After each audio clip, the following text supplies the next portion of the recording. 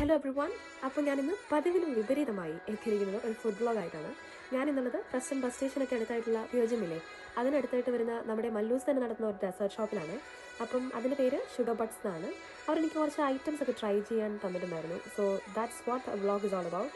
So നമുക്ക് പലതരത്തിലുള്ള desert try ചെയ്ത് നോക്കാം. അപ്പോൾ അവരെനിക്ക് ആദ്യമായിട്ട് തന്നത് 4 വെറൈറ്റീസ് ഓഫ് ഡ്രിങ്ക്സ് ആണ്.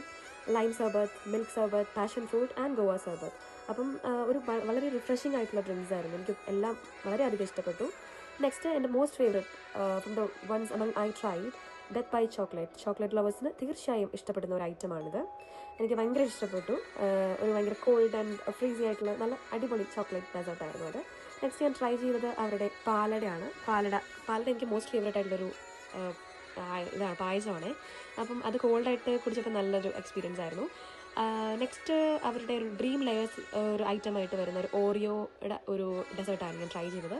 അതും it was pretty good dessert as well.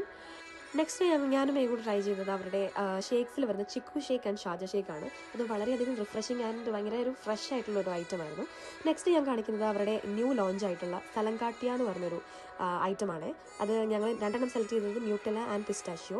അതും എനിക്ക് ഫസ്റ്റ് ടൈം എക്സ്പീരിയൻസ് ആണ് ഇങ്ങനത്തെ ഒരു സലങ്കാട്ടിയ. ഒരു ഡിഫറെൻറ്റ് ടൈപ്പ് ഓഫ് ഡെസേർട്ടായിരുന്നു.